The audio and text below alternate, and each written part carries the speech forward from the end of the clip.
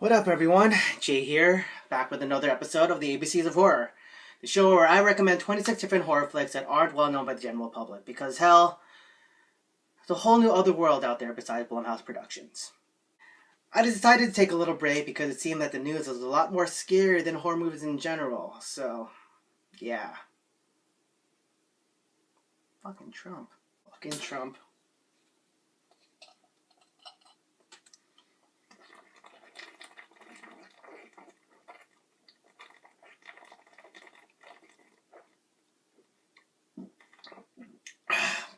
It's not enough.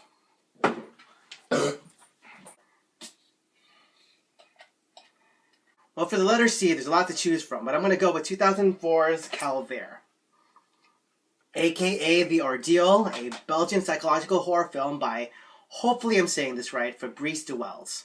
Now, some of you might think the reason why I chose this movie is because it was almost a prerequisite for me by someone who pretty much lives and dies for this movie. Even though I doubt they'll see this video, I just want to say, I'm happy too. But the reason why I chose it was because I love movies that fuck with your head and leave you with a lingering sense of dread after seeing it. Those are the movies you tend to remember the most. Like I said earlier, this movie is also called The Ordeal, and the movie very much lives up to that name. But it's not dread for the sake of dread. What I mean, it's not torture porn by any means. I would equate it to a mix of Deliverance, Misery, and dinner scene from Texas Chainsaw Massacre. Now, this movie is about a washed-up musician named Mark who performs at retirement homes. Weirdest groupies ever. And is on his way to perform a Christmas special when his van breaks down in the middle of a storm. He meets a man looking for his dog in the middle of the road, named Boris.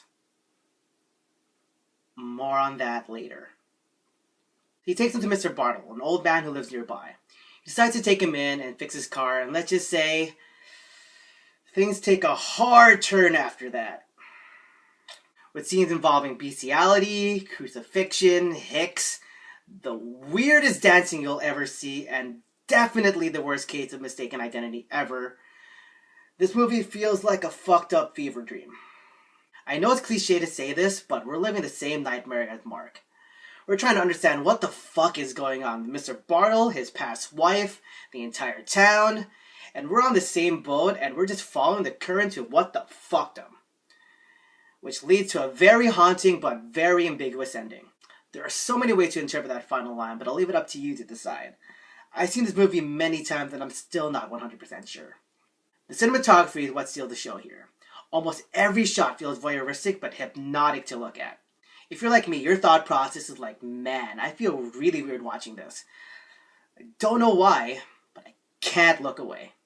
The acting's fine here, though I really like Laurence Lucas's portrayal of Mark because, man, he really goes for it in this movie.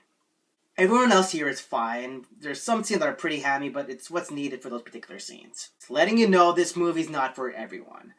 It'll definitely grow on you the more you see it, but you have to pass a particular mindset to get there. Again, the best example of what this movie's like is Deliverance meets Misery and the last couple of minutes of the Texas Chainsaw Massacre. So if you think that's something up your alley, give it a watch, but don't say I didn't warn you. So there it is. If you've seen this movie before, let me know what you think. What is your interpretation of the final scene? Comment below and I'll get back to you. Till then, watch some horror movies and honestly, be kind to one another.